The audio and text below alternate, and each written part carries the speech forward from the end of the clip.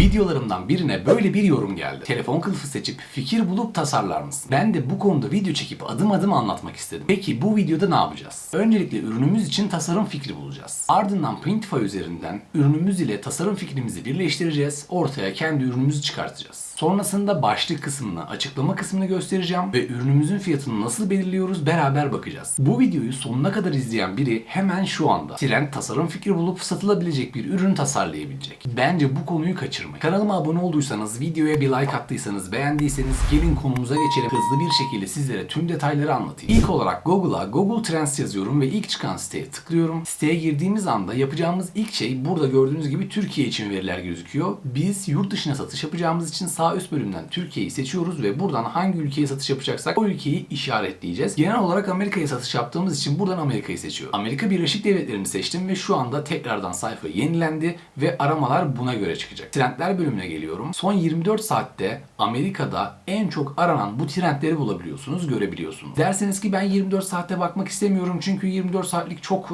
kısa bir süre. Yani insanlar bununla ilgili araştırma yapmış ama ürün almak ister mi tam olarak emin değilim. 24 saat değil de 48 veyahut da bir hafta 7 gün yapabilirsiniz. Ben yine 48 saat yapayım. Ardından burada yine son 48 saatteki verilere bakabilirsiniz. Bakın burada düşmüş. Bayağı bir düşmüş. Şu anda hiç sol kısımlara bakmıyorum. Hangi neyin trend olduğuna bakmıyorum. Şuradan sağdan verilere bakıyoruz. Gördüğünüz gibi burada bir sıçrama var ve başlangıcı 4 saat önceymiş mesela. Bu da çok hoş olmayabilir ama yine de yeni başlamış mesela. Bu da güzel bir fikir. Belki bu da ilerleyecek. Bunun gibi bir tepeler yapacak. Devam edecek. Bu konu üzerinden de ilerleyebiliriz. Buradan da sizler devamına bakabilirsiniz. Çok güzel bir devam etmiş sonra birden düşmüş.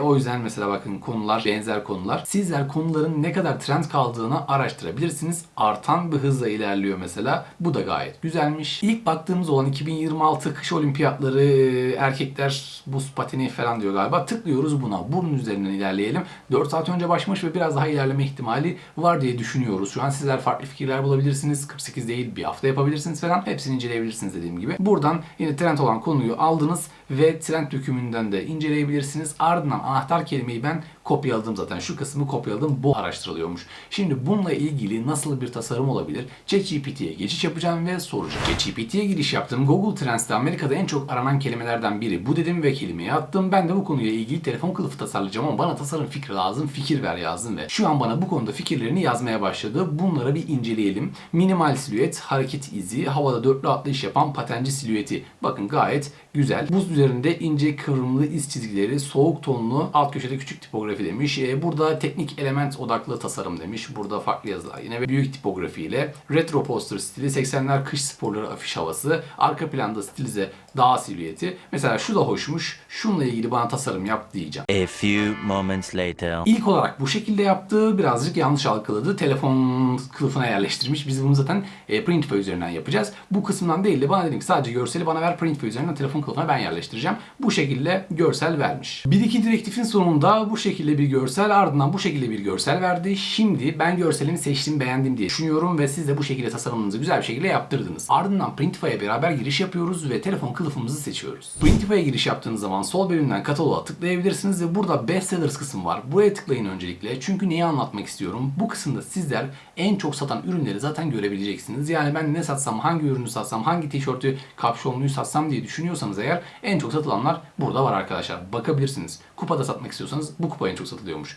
İşte veya da bu kupada iyiymiş. Burada çıkartmalar da var, posterler de var. Bakabilirsiniz ve mumluk da var mesela ve telefon kılıfı da bu şekilde duruyor. En çok satılanlardan biri buymuş ve ben de buradan ilerlemek istiyorum. Tıklıyorum. Açılan bölümde telefon kılıfının özelliklerine bakabiliyorsunuz. Alt kısımda da burada satıcı gözüküyor. Satıcının da işte hangi lokasyonlarda bulunduğu gözüküyor. Hangi telefon modellerine uyduğu gözüküyor. Üretim tarihleri, üretim günleri falan da yazıyor. Start Design diyerek tasarıma başlıyor. Açılan bölümde telefon kılıfımızın şu beyaz alanlarını görseli yerleştirmemiz gerekiyor. Çizgilerin dışına kalan alanlara fazla taşırmayın. Şu alanlar bizi daha çok ilgilendiriyor. Bunu öyle düşünebilirsiniz ve varyantımız iPhone 16 için geçerliymiş. Buradan silip ben iPhone 16 için değil de iPhone 17 için yapmak istiyorum diyebilirsiniz. Şunu sildim mesela. iPhone 17 için tasarım yapabilirsiniz. 17 Air, 17 Pro. Mesela buradan da telefon seçiminiz çok önemli olacak. Çünkü en çok aratılan iPhone modeline bakarsanız iPhone 15 şu an çok aratılıyor diyelim, tamam mı? Sizler iPhone 17 yerine tasarım yapacağınızı 15 yerine tasarım yaparsınız. Üzerine aratılan bir kelime neydi? Patendi. 2026 olimpiyatlarıydı.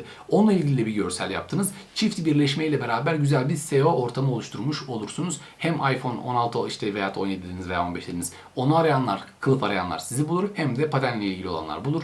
Güzel bir eşleşme olabilir ki birden fazla telefon modeli içinde seçebilirsiniz. Şimdilik iPhone 17 ile ilerleyelim. Buradan görselimizi seçtik. Sol bölümden Upload bölümü var. Görseli bilgisayardan yükleyebiliyoruz.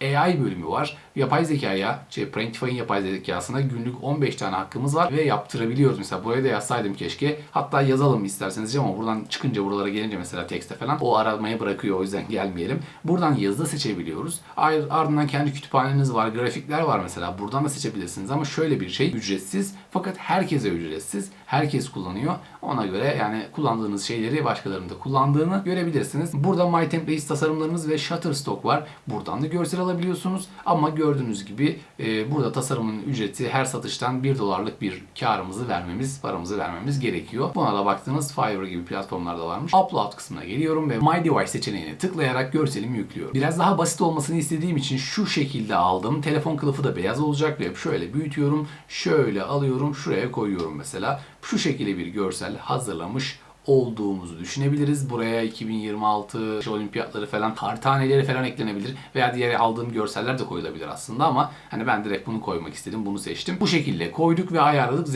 Renk seçenekleri de var ama ben bunu PNG'ye çevirmediğim için arka planı değiştiremem. Arka plan beyaz olarak kalacak. Buradan Preview kısmına tıklıyorum. Açılan bölümde telefon kılıfı bu şekilde oldu. Bence gayet güzel oldu ve şık da durdu açıkçası. Beyaz bir telefon kılıfına böyle bir tasarım mesela yaptım ve satışa sundum diyelim. Hem telefon modeli hem de tasarımımız bakımından hoş oldu. Güzel de aramalarda çıkabilecek bir başlık açıklamayla da satış getirebilir mi? Getirebilir diye düşünüyorum ama bu tasarım mesela siz diyebilirsiniz ki bence sade oldu. Hemen Upload bölümüne geliyorum ve görsel tekrar ekliyorum. Görseli bu şekilde ekledi ve şöyle alıp biraz aşağı doğru indiriyorum. Şöyle yaparsak açıkçası şu dışarıda kalan bölümler sıkıntılı olabilir diye düşünüyorum. Şöyle yapalım bir de bakalım. Yukarıda bıraktığımız kısım beyaz olarak kaldı gördüğünüz gibi. Tıklıyorum. White değil de bunu siyah yapalım mesela. Biraz daha geceye karıştı mı? Yüz kısım gece gibiydi ya. Çok kötü duruyor mu acaba? Ona bakacağım. Şöyle bakınca biraz renk tonu var tabii ki. Sizler de fark ediyorsunuzdur. Edit bölümüne geliyorum. Şunu şöyle yukarı doğru kaydırıyorum. Bu sefer de görselimiz çok üstü oldu. Bu adamı biraz daha aşağı çekmek lazımmış açıkçası. Tekrardan bakıyoruz beraber. Böyle bir tasarımla yine görselimizi, kendi ürünümüzü tasarlamış olduk. Ama bundansa ben diğer beyazı tercih edebilirim. Ardından Save Product diyorum. Ürünü kaydediyorum ve başlık açıklama ekleme kısımlarına geleceğiz. Mockup bölümünden sonra burada Printify mockup'larını görebiliyorsunuz. Tasarımınızı bu şekilde koydunuz. Görselin ön kısmı bulunuyor. Zaten farklı bir seçenek de yok açıkçası. Save Select diyoruz. Ardından bu kısımdan isterseniz ekstra görseller de ekleyebilirsiniz. Telefon kılıfı ile ilgili başka bir yerde siz tasarım yaptıysanız onları koyabilirsiniz. Alt kısma indiğimiz zaman burada başlığınızı ve açıklama kısmınızı yazmanız gerekiyor. En önemli şey mesela burada Samsung Galaxy yazıyor, Google Pixel yazıyor ama bu iPhone olması lazım. Bu başlığı açıklamayı ona göre düzenleyeceksiniz. iPhone'un modelini buraya kesinlikle yazmayı unutmayın. Görselde ne olduğu ile ilgili de kısa bilgi verirseniz çok faydalı, çok mantıklı olur. Çünkü arayan onu bulur yani. Başlık ve açıklamayı bu şekilde yapın. Yapay zekaya da buradaki başlık ve açıklamanızı tasarlatabiliyorsunuz, tamamlatabiliyorsunuz.